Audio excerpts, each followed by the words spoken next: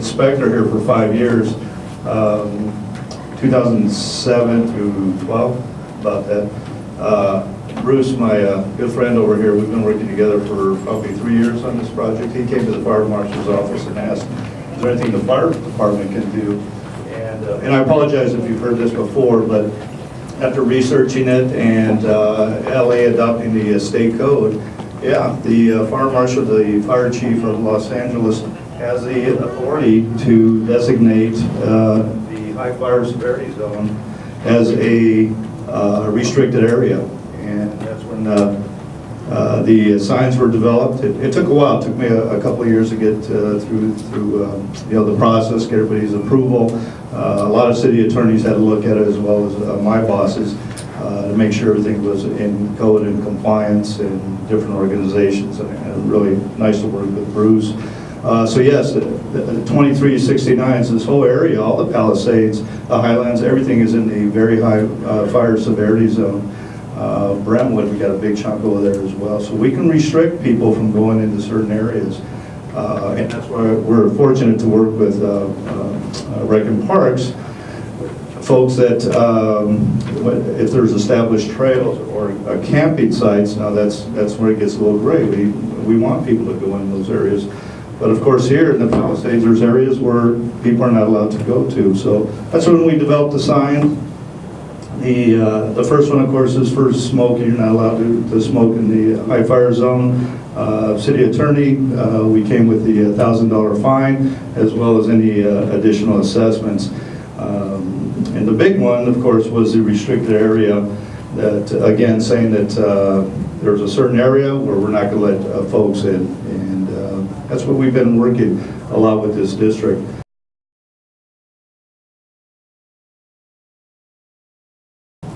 So, to the questions, what's required in order to have brush cleared? So, I spoke to someone this morning to make sure I got you guys the right answer.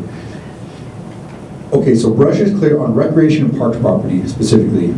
Brush is cleared within 200 feet of residences, and that's done first. So it's, I guess, a 3-step process that Redican Parks does through private contractors. There's a bid every year, and it's between May and September.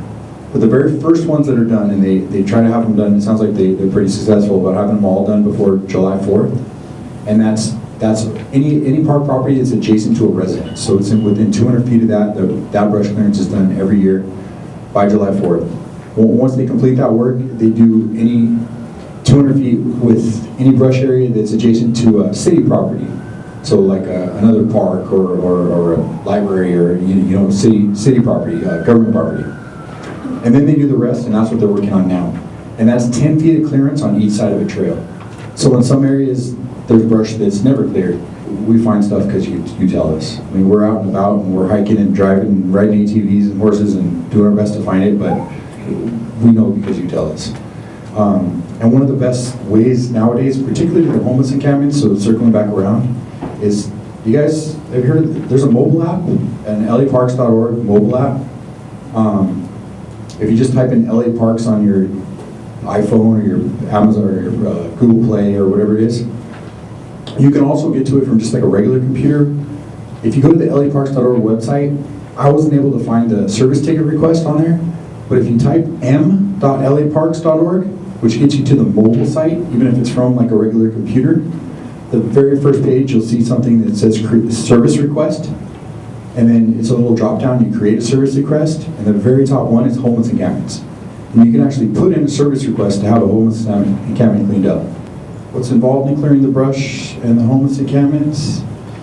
It's task force and teams that go out and do it. So Captain Torres has a very small unit that's all their unit does. They go throughout Redican Parks property throughout the city, which is, I believe, 444 parks and 15,000 square miles of open space. Am I close? 16,000 acres is what it is. Not square miles, acres. But and it's a very small team, and they just he prioritizes them. I don't know his system for prioritizing them, but he does his best to hit them. I do see all the emails, every single one, many a day. And so his team goes out and deals with these encampments, and it's kind of a multi-step process at that point. First you go out and it's all really face-to-face. You go out and you make contact with individuals, and you see how you can help them, what services you can provide these folks. And from there, you address violations of law. But being homeless itself is not against the law, so we don't try to treat people like criminals, but sometimes those, maybe they're drinking or maybe they're doing drugs. So there's other things we can address, but it's kind of a step-by-step. It takes more than one visit to get a homeless encampment removed. It takes quite a few visits, in my experience. We do post them to give people notice. We try to do that face-to-face as well, but we also document it by posting them, and then at that point we can clean them up. But so part of his team of just a couple rangers and security officers is the big yellow trucks you saw. There is a maintenance team that's connected to his team as well. It goes out and they do homeless cleanups, outreach and cleanups, and deal with that throughout the city. But like I said, it's about 4 people. It's about 8 people, I guess, including the maintenance and the rangers, and they have the whole city to do.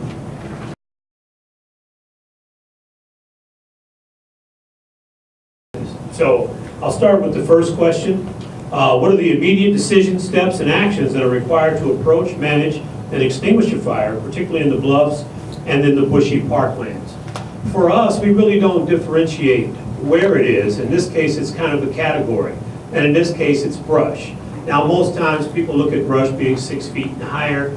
Around here, we have more of the light, flashy fuels, usually about 4 feet. But with the recent rains, and you guys can now see as you go out in your travels, you can see how much which is now turning to that brownish and having that potential for a high fire load.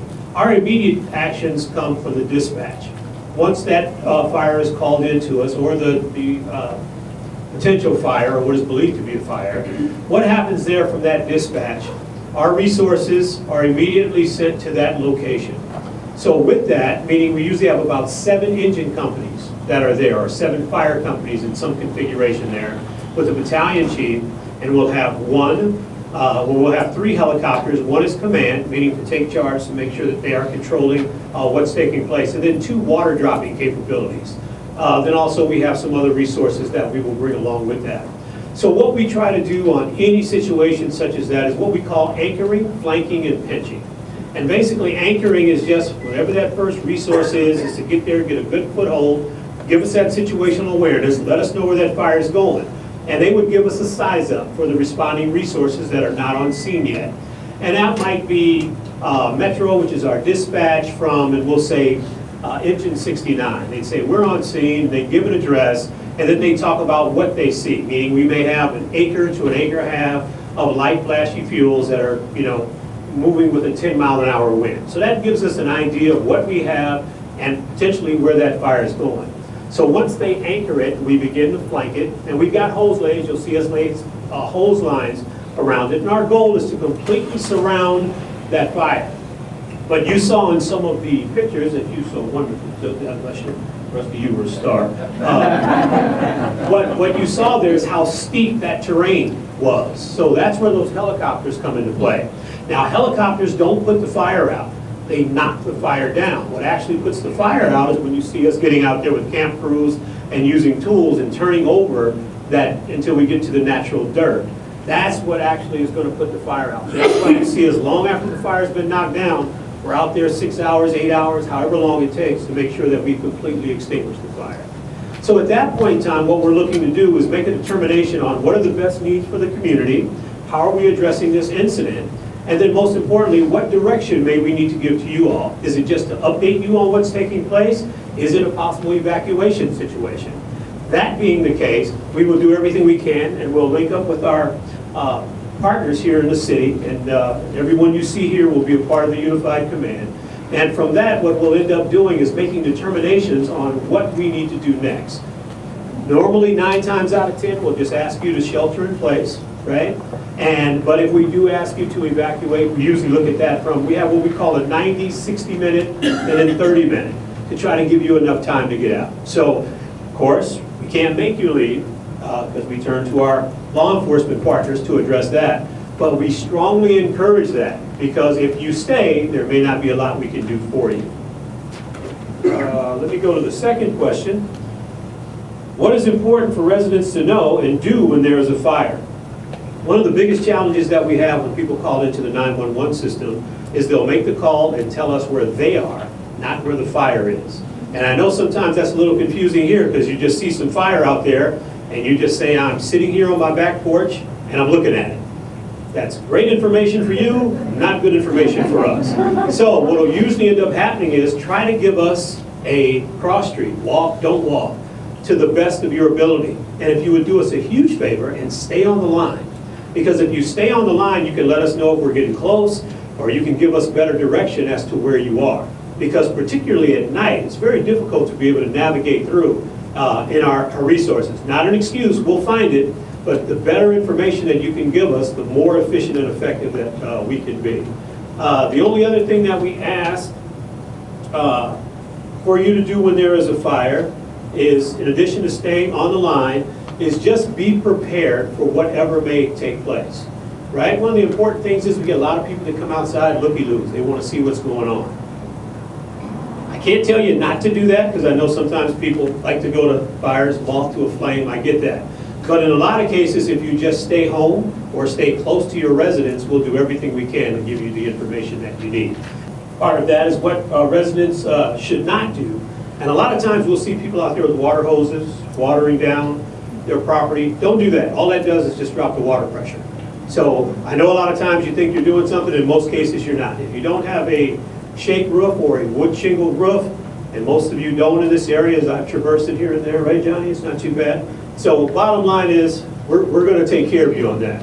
Now, in a wind-driven brush fire, the huge concern obviously is embers, right? That's where you see the embers and all those little red balls that are just floating out there. They can go out as far as 5 miles. Don't worry, when we know that there is a wind-driven fire, we will always send resources downrange so they can address that, all right? And if people see that, we have no problem with them calling in and letting us know we have spot fires in other locations. What steps are taken to protect residents and homeless persons that are in or next to the bluffs and brush parkland? As you guys heard Inspector Novela, we are always in the preparedness mode, and with preparedness comes education. There are some things we can't do, meaning can't stop individuals from where they choose to live for whatever those reasons are. But most importantly, our folks usually go out and traverse their respective first-in districts. And because we're kind of talking here about Fire Station 69's first-in district and Fire Station 23, we go out almost daily just to get an idea of what's going on. And we always send out internal information as to what's happening as it relates to weather, as it relates to fuel loads, as it relates to fuel moisture, things of that nature, so that we're better prepared. And then we always prepare our apparatus and so forth to be ready to go, and that we're always in a ready state of preparedness. What we like for you all to do is, how many of you have a go bag? If you had to leave your house in 10 minutes.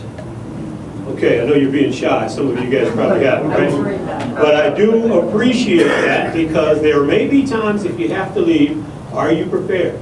If you have pets, do your pets have a go bag? And for me, I have a 3-pound teacup Yorkie, and that Yorkie is more important to my family than I am. So trust me, if something happens, I've got that go bag already set up for the dog. But I want you guys to really think about what would you need if you had to be displaced. Or, I know some of you could probably go to a hotel or to a friend's house, but think about having those things if you're going to be inconvenienced for a few hours or so. As it relates to the homeless population, we treat everyone with respect and dignity. So whatever we can do there. But mind you, what we do is look for law enforcement to assist us with moving those folks out of harm's way and us having to address whatever that threat is. But outside of that, anything we do, we always consider the community. We are in the service delivery business, and we want to make sure we provide service to everyone.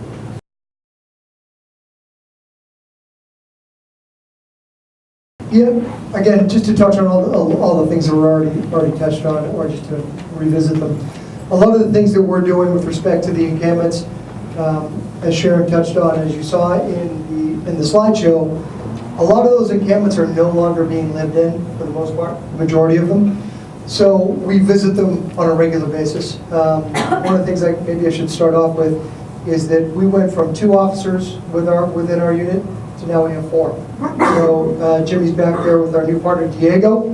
We now have 7-day coverage, which is a good thing. And a lot of that was from the hard work from all of you, as well as, you guys think you're sick of listening to my voice at times. My captain unfortunately has to see me all the time, and I've been sweating them for additional bodies regularly. So, again, with that 7-day coverage, a lot of the things that were already discussed, we really rely on a lot of information that you guys send us. My phone buzzes off the hook when I'm off duty. My email is full when I come in, which is a good thing. We have a lot of information that comes from all of you that we're able to hit the ground running on. So when we get new folks that have come into the area that don't quite know, without obviously all the signage, which again, to touch base on that again, the signs are in great locations. We've arrested several people in some of these fire zones, and we've pointed to the signs. Did you see the sign before you came in? Yes, I did. Can you read the sign? Yes, I can. Please read that to me. And when they do, very good, it goes in the report. Some of the folks that are new, and again, I'm rehashing some things that I've already gone over, with some new homeless that come into the area, if we catch them someplace that there's plenty of signage on, depending on the conversation we're having with them, we offer them services first, which seems to be the good way to really start to get these folks to understand that we're not there as the police just to hammer them on the law, but truly to try to help them get off the street. And I'm sure Glenn and Maureen could touch on a gentleman, I forgot his name, Iman, that we spoke with earlier today, was staying in an encampment off Tabasco Canyon. And again, this was one of those times we were just going through those old encampments, and we found this gentleman staying in one of them, sort of bringing all of his stuff in, so he was going to be there for a while. Had a long conversation with him, very nice guy, down on his luck, wants help, and is open to it. So Glenn had touched base with him earlier today, and that's just one more of those times where we're in the process of our duties. You come across somebody that genuinely wants help, which isn't always the case, and now we have a conduit in which we can get them to the help they need. So again, back to the 7-day coverage and coming across some of these old encampments, a lot of them, and we were up there today, are still uninhabited. You can see the foliage is still growing over. There's a lot of wildlife out there, including quite a bit of deer that we saw as well, that typically are not in the area. If there's human beings around, they try to, they'll stay out. But we are visiting a lot of those places on a regular basis. And again, this signage has helped us greatly, so thank you very much for getting that stuff up there. Because again, when we point to it, and some of these folks that are still lucid, we have conversations with them, they understand. Some of them still try to keep warm at night and will make a fire if we don't keep on them, if we don't keep in these, going to these areas. But the signage definitely does help out. If you guys see things that are going on, we, again, there are some new faces in here. We change our hours based on the information we get from you guys. So part of the success, on top of the fact that we're getting all the info from you and we have the task force, is that our bosses have allowed us to be able to sort of have a little more autonomy, and we're able to change our hours. So you may see myself and whichever partner I have at the time coming in early in the morning, and then you might see Diego and Jimmy on alternate days coming in later to address some of the stuff going on after dark. So, and again, part of this is the folks that, we want to get to the folks that want our help, that we can get off the street and sort of make it so that they're not a problem with the bluffs, with the fires and whatnot. But if there's any sort of criminal activity and other things going on at night, then we're focusing our efforts on doing that as well.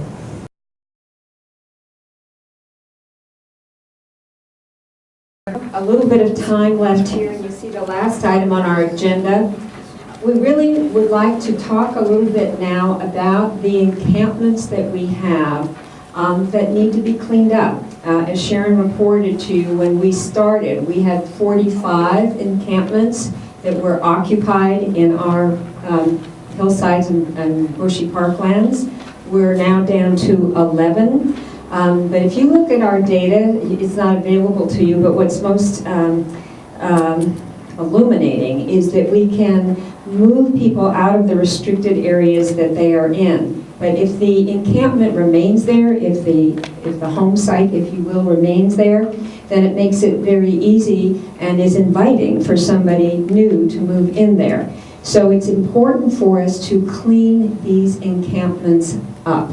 That way, then it doesn't look like a place for a homeless person to come to. And even though they see the signs, they still come. When you look at the data, you can see that we have cleared out an encampment, and then you can track how many more times we've had to re-clear that encampment. So it's now becoming very evident to us, right, that we need some sort of activity. If we can figure it out, we don't have enough rangers to do this, I'm understanding. There's 2 of them or 4 of them and thousands of acres. So how are we going to address this? And Tom Creed, right, has a proposal to share with us. And what the board is interested in tonight is having your feedback on some of the ideas that Tom is going to propose. So he's going to share this with you, and then we're going to have a facilitated discussion as much time as we have. I'm Tom Creed. I'm a 20-year resident in the Palisades. Nancy Clockberg invited me, or coerced me into the homeless group. And I joined the enforcement committee in January.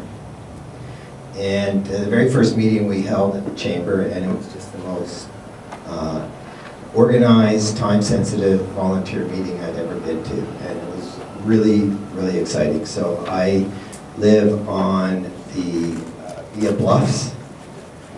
I've had 3 kids graduate Pali High, so I know what that bluff is used for. And and my wife and I used to hike down to Mescal, cross PCH, and up Potrero with our dogs, and we had just the greatest hikes for years.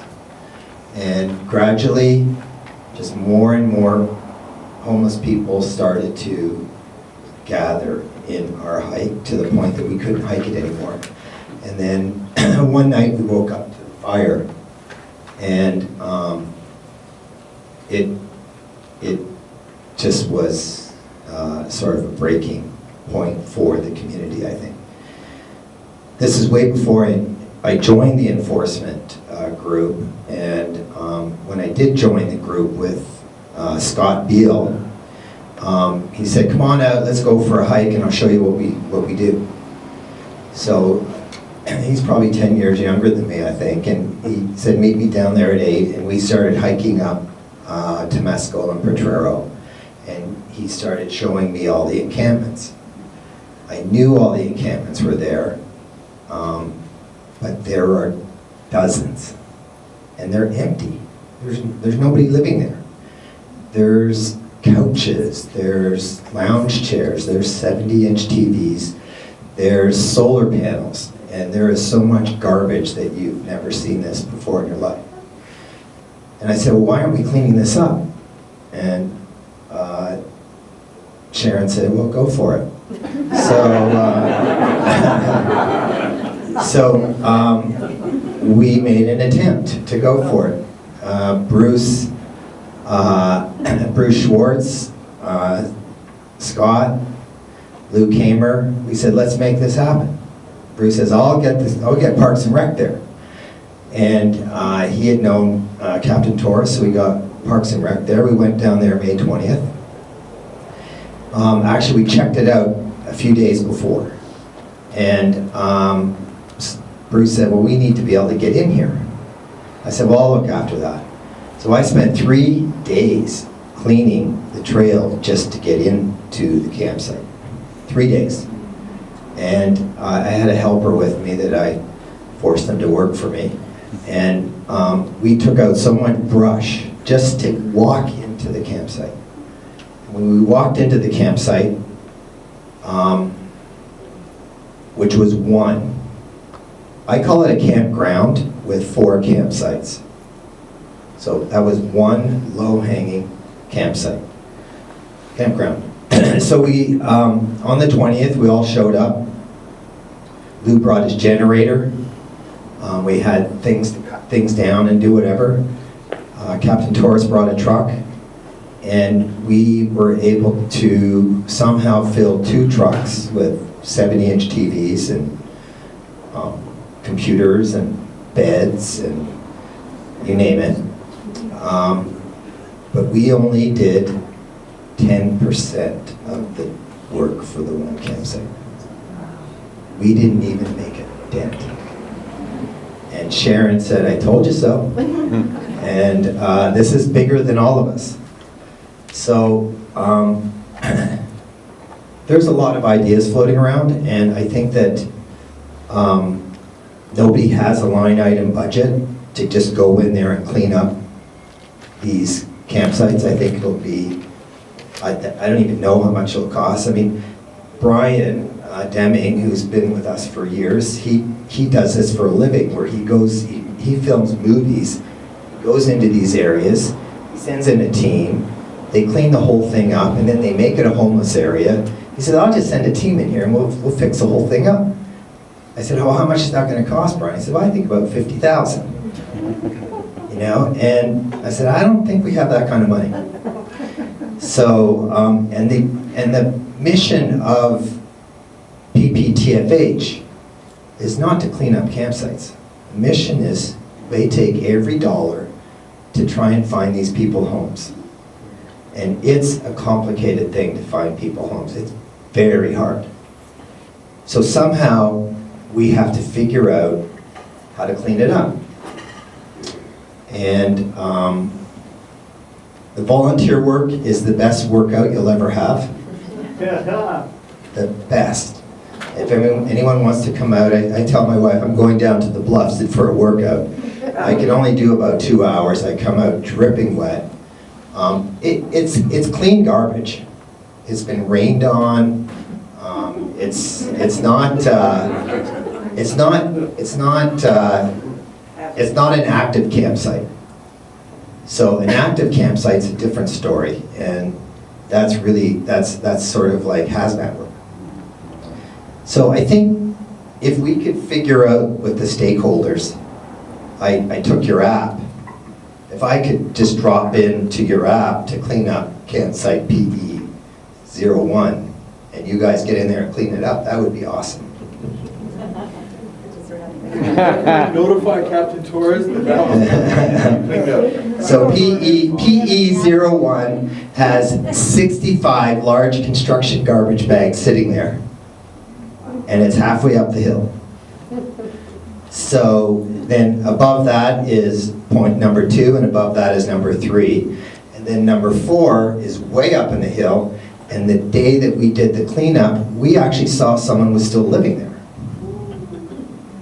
And Patrick was in there and looking, his driver's license was there and his credit cards, and it was like, hey Rusty, you can go check this guy out. And We have like 10 minutes before the lights go off. Okay. And I'd love to hear what you want from them. So we're looking for volunteers to help clean up. tom.creed@gmail or info@pptfh.org.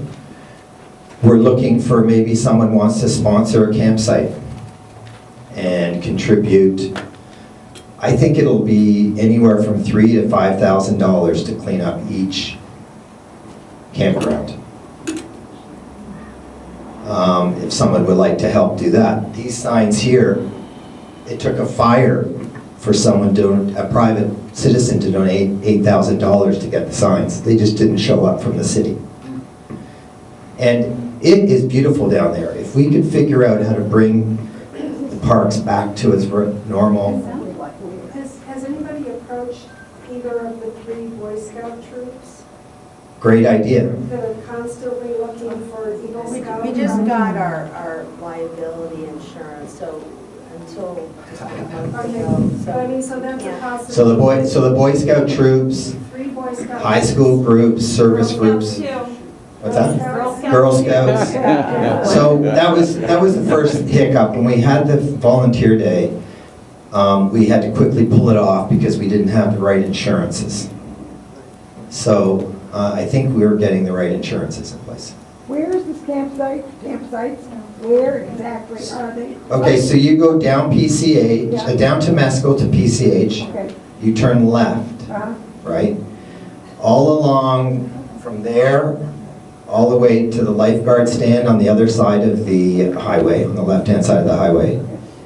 There are campgrounds. Is it Any- up in Torero then? Yeah, oh, yeah. That's where I know that area. Okay. Yeah. Got it. So it's between Temescal and Potrero. Thank you. Yeah, I'm cut off. You did go down? Oh.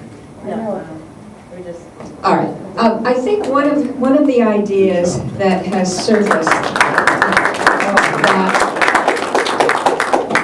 that the board, the task force board is interested in hearing your thinking about is, Sharon, help me on this a little bit. There are some lower areas that might be safe for the community, literally, to go out and have a workout with you.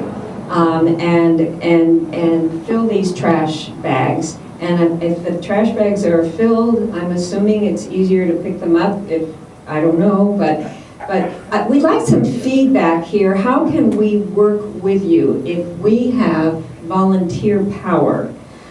If there are interested people and we can identify low-lying, safe areas for us all to be in. Is this something that people might rally around to do? And could we make this a community-wide effort? Because that's one of our goals here on this task force, is to have a community-wide effort. And then how can we go about this in a way that we can really coordinate with the fabulous agencies that we have? That's the question we'd love to, in the few minutes we have left, get some dialogue going on about. Somebody here.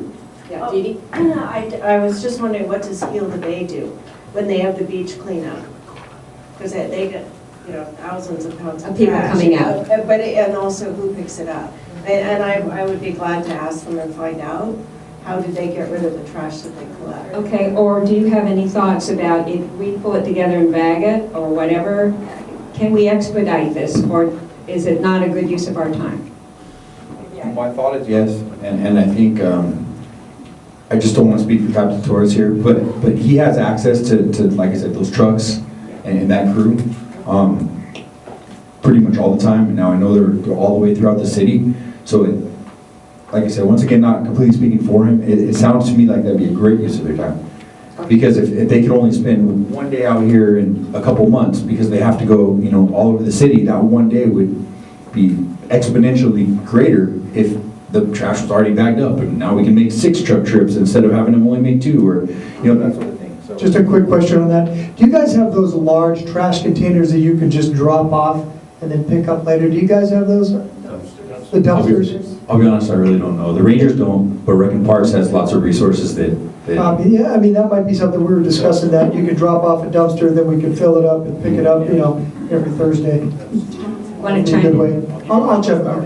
Yeah, low-lying areas on Temescal Canyon Road, we have several abandoned encampments that the community could participate in cleaning up. In those areas, there's trash cans where we could actually put the trash right along Temescal, and the parks pick up it every day. So that area would be a real easy area for us to get involved in.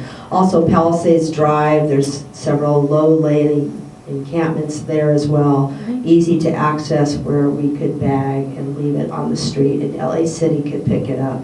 The only problem is with the Via Bluffs, it's a very, very steep terrain, and it's a lot of brush, so it's going to be a difficult task, and I think that area really would need to have funding from either city agencies or the community, maybe local HOAs participating in getting professionals to clean up that area, because there's rattlesnakes. It's just dangerous, and I wouldn't want to see anybody get hurt.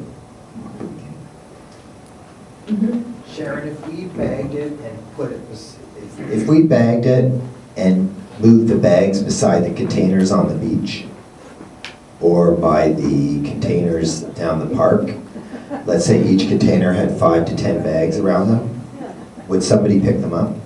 Beaches and harbors, because that's beaches and harbors, not their territory, would probably be frowned upon. If it was just a small amount, they'd allow us to use their dumpsters, but it's too big. It's really too big. I think and even Parks and Recs, the trucks that they go around with are much smaller, so. What about Caltrans? would they be involved at all if it was on?